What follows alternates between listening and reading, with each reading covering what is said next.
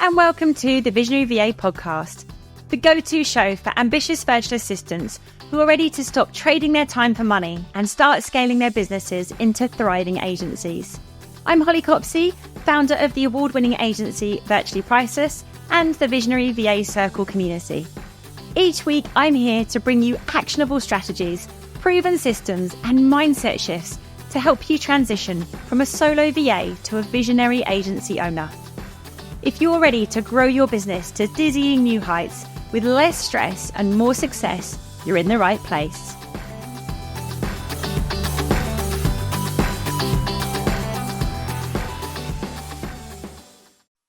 Welcome to episode 4 of the Visionary VA podcast.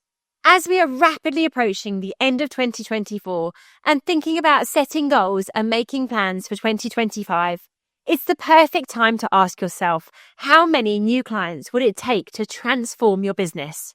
Is it 1, 5, or maybe 10? You might already have a number in mind, but that number can often be much smaller than you think. So today, I want to talk about why and some other key points to consider. It's important to understand that your answer to this question and the position of your business isn't going to be the same for everyone. It depends on many factors, such as your business model, your current structure, your long-term goals, your financial aspirations, and how you want to spend your time day to day. If you bill hourly, it's actually probably more a case of how many extra hours would transform your business, rather than just the number of clients, but we'll get to that. Before we get started, grab a notebook and jot down some notes about your current clients, such as the monthly income for each of them, the number of hours of support they require, whether their contract is on an ad hoc, retainer or project basis, the current rate they're on, whether the work is done by you or an associate, and finally, how they came to you.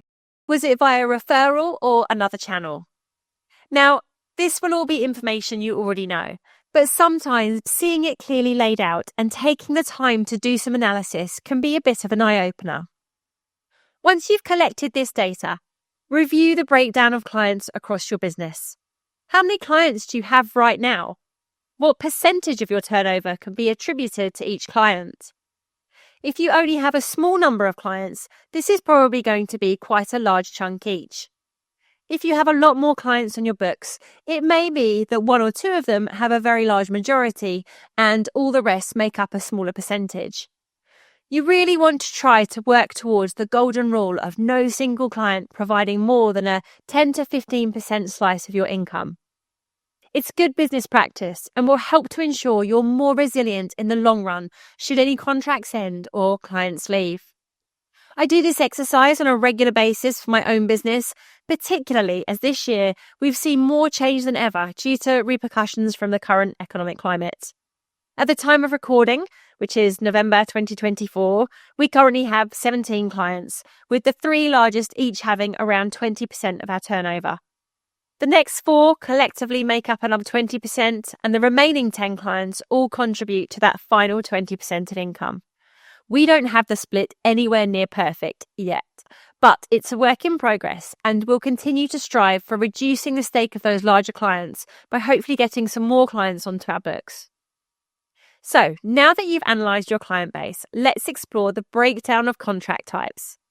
Do you have any clients who are only working with you on an ad hoc basis? What's their average monthly hours? If they're fairly consistent each month, is there a possibility of moving them onto a retainer contract? Or is ad hoc work something you potentially want to stop doing? Is project work something that's lucrative for you? And is that something you want to push more and promote through your marketing channels? Do you prefer not to be committed to too many hours on a monthly basis and instead top up with projects which you can be more selective about? There are lots of questions you need to ask yourself here, and understanding the type of work you want to pursue is vital. If you want to grow your business, you are going to need to have at least some of your clients on a retainer basis.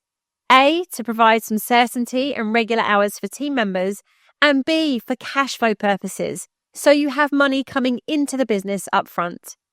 And remember, if you have a team, you'll need to pay them as soon as their invoices come in, not a month later when a client finally pays you.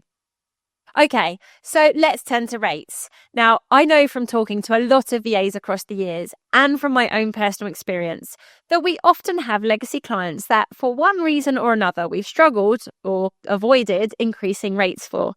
But this is somewhere you could really be losing out and quite possibly throwing money away. If you have multiple clients on different rates, try setting yourself the goal of getting them all up to your full rate by a particular date, or at least have a plan to do it incrementally. And if you've not increased your main rate in a while, do that too. Let's say you have 3 clients totaling 100 hours a month. If you raise your rate by just £5 an hour, that's £500 of extra revenue without taking on a single new client. Now, if you charge £32 per hour, which according to this year's Society of Virtual Assistant survey is the industry average, that's 15 and a half hours you'd have to bill a new client to make the same money. Plus, you'd have all the associated costs of onboarding them, managing them, and invoicing them each month. So it's worth taking a close look at what you're charging, when you last increased your rates, and where you could bring in that little bit of extra cash. It might be that you don't need to bring on a new client at all. Alternatively, that little bit extra could also mean you can afford to get rid of that client you no longer want to work with, or you could afford to take a little bit of a hit financially by bringing in a team member and delegating some work to an associate. More profit means more options. So turning to that final data point on how clients came to you, this is key to figuring out where your focus should be with your marketing for next year. Again, looking at the figures from this year's SVA survey, 65% of VAs say that clients come to them through word-of-mouth referrals. Now, I would argue that this figure is actually a lot higher for most VA businesses. It certainly is the case for us and many other lead VAs I talk to. If you're in the same boat, that means you need to be providing an exceptional service to current clients, so they become amazing advocates for you. And you also need to ensure you shout about it so people watching from afar that become aware of you learn about it too.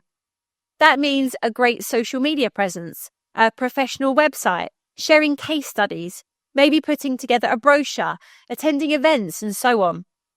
If you want to grow, you are going to have to invest in these things, as direct referrals with zero marketing activity will only get you so far. So now we've done some analysis around current clients, let's look at some other points that will help you calculate how many additional clients you might want to bring on. Have you decided yet whether new clients are going to be serviced by you or perhaps by associates? If you do the work yourself, you get to keep 100% of the money you bring in. However, you also fill up your time and potentially distract yourself from working on your business and growing. If you plan to have new clients supported by a team member, you'll make a much smaller margin, but you won't have to find time for all those additional hours of support in your diary. Let's work with that industry average of £32 per hour again. And as an example, imagine your new client wants 40 hours a month. If you do the work, you've got to find an additional 2 hours a day, but you'll make another £1,280 per month. If you outsource the work and make perhaps a margin of, say, £10 an hour, you'll only bring in £400 a month, but you won't have to do the work yourself. To make roughly the same money using associates, you would need 3 of those 40-hour-a-month roles. The other consideration is whether you can charge a higher rate for specifically working with you. If you need to retain some client work, this can be a great way of stepping back from smaller or more junior roles, handing those over to team members and working less hours but still making a higher profit. If you increased that £32 rate we used earlier as an example and made that, say, £45 for your specialist services, that additional £13 an hour would mean for every 10 hours you work now, you would only have to work 7. Just think what you could do with those extra 12 hours a month. You could have time to work on your business. You could fit in a hobby. You could take the afternoon off once a week. As I mentioned earlier, not all of these points will be relevant to you. So make sure you reflect on the ones that do resonate and that will have the greatest impact on your business. Think about which changes best support the direction in which you want to take your business. Having a different business model really could be a whole new way of life for you. You won't get there overnight, but this is the first step of moving towards that dream and working less client hours, increasing your income, or finally achieving the growth you may be striving for. It took me 5 years to fully step away from client work, and I spent 4 years working towards that goal and growing the team. But I've finally got to a place where I can now focus on our future and giving clients an amazing experience, doing our best by the team and planning how we want to grow. So get clear on what a transformative client load looks like. Having clear revenue goals and thinking how those goals tie into that ideal client number is so important. Once you're clearer on the number, ask yourself what you're doing to actively attract those fabulous new clients. Are you just waiting for referrals to roll in, or do you have a plan for how to transition? Can your business cope with more clients, onboarding them, providing an ongoing service, and maintaining that exceptional service level that people will rave about? Do you need to spend a bit of time up-leveling and preparing for a potential new business? Think about your client experience and how you can integrate new clients without overwhelming them or your team. Make sure you have clear SOPs in place alongside a solid onboarding process, especially if you're transitioning to working with associates and building your agency model. It is possible to scale without losing the personal touch that brought you success initially, but you have to work hard to do so without sacrificing quality. Hopefully this episode has helped you reassess your approach to thinking about how many new clients you need to bring on. Take some time to consider how you can maximize your value with premium pricing, consider higher rates or charging more for your expertise and lower rates for team members. Make sure you increase profitability, not just client load, and actively work to attract more clients rather than wait for referrals.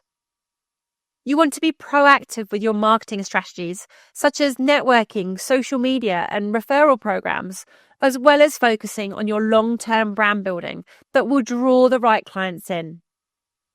These steps will help you build a sustainable and profitable client base. So think beyond the numbers and work toward creating a business model that truly supports your goals and lifestyle.